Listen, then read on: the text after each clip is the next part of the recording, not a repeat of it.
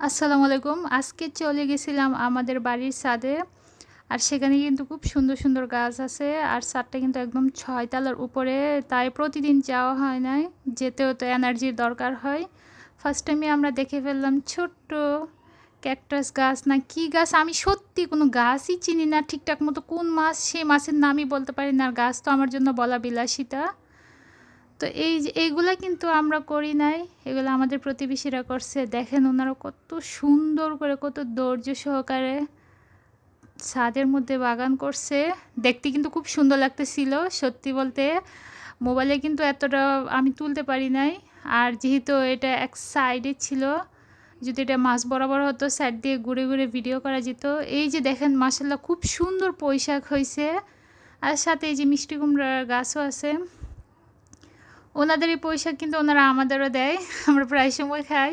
২ দিন আগেও আমাদের অনেকগুলো পুঁইশাক দিয়ে আসছে। আর এই যে দেখেন এগুলো কি গাছ? এগুলো মনে হয় করল্লা গাছ না কি গাছ? এই যে মিষ্টি কুমড়োর ফুলটি মাশাআল্লাহ মাত্র ফুল আসছে। গাছগুলো লাগাইছে বেশি দিন হয় নাই। বীজ কোথা থেকে সংগ্রহ করছে? হয়তোবা কিনে আনছে কিংবা আত্মীয়স্বজন হতে সংগ্রহ করছে। আর এগুলো কি পাতা? এগুলোও চিনি না। এগুলো কি তুলসী পাতা মনে হয়। আর এই যে ছোট্ট একটা মেহেদি গাছ আছে। আর এপাশে এটা ছিল কি গাছ? এটা মনে হয় জালি কুমড়া গাছ।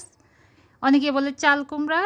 যেটাই হোক না কেন, আমাদের গ্রামের বাসায় কিন্তু চাল কুমড়াই বলে, জালি কুমড়া বলে না কেউ। মাশাল্লাহ। কয়েকদিন আগে যে আমি একটা ভিডিও ছাড়ছিলাম যে জালি কুমড়ার পাতা দিয়ে শুটকি, বাঁশপাতি শুটকি দিয়ে বড়া। এখান থেকে আমি পাতা নিয়ে গেছিলাম। আর এই যে সাইড দিয়ে ছিল তুলসী পাতার গাছ।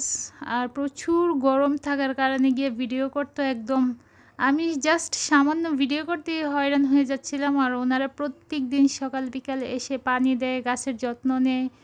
সাথে আলু গাছও ছিল। এগুলো কিন্তু মাছ শুটকি যা দিয়ে রান্না করা হয় খেতে কিন্তু বেশ হয়। ঠিকঠাক মতো রান্না করতে জানতে হবে। আমি কিন্তু রান্না করতে জানি না, ফার্স্ট টাইমে বলে দেই। এই যে আমার ছেলেও ছোটোজন আমার সাথে গেছে।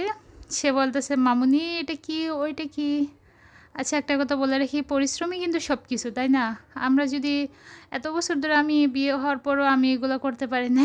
কিন্তু আমাদের প্রতিবেশীরা কি সুন্দর করে এগুলো তো মানে গাছ রোপণ করছে।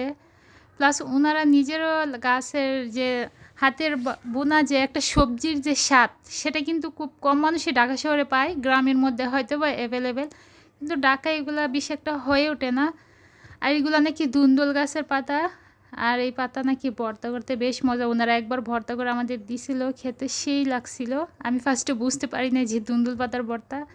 দেখেন কত সুন্দর সবজি হয়েছে মাশাল্লাহ। স্পেশালি পুঁইশাক।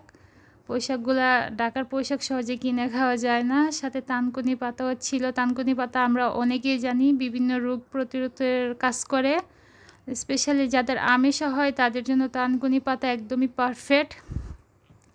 সাথে ওই কর্নারের মধ্যে ছোট্ট একটা আমড়া গাছ ছিল। আমড়া গাছে আমড়া ধরছিল, আমি আমড়ার ফুটেজ নিতে ভুলে গেছি। আর এই তো দেখেন এপাশ দিয়ে ছিল পাখির খাঁচা।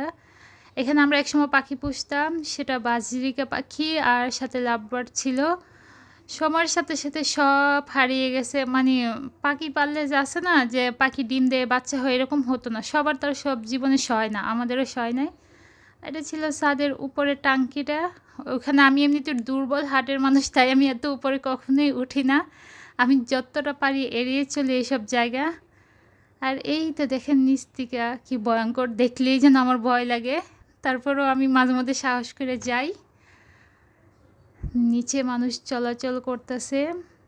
বিকালবেলা বলে কথা, বিকালে সবাই কম বেশি বাইরে বের হয়। আর এই ওই যে ওই বাসাটা, ওইটাও আমাদের একটা বাসা। ওই বাসাটাও আমাদেরই। আর ওই যে দেখেন ওই কর্নারের ৬ তলা, ওই দিকেও আমার এক আপনজন আমার বাবারা থাকে। যাক দূর থেকে তো বেশি বোঝা যায় না, চিনাও যায় না কে আছে না আছে, অনেকটাই দূরে থাকে। তো যাই হোক।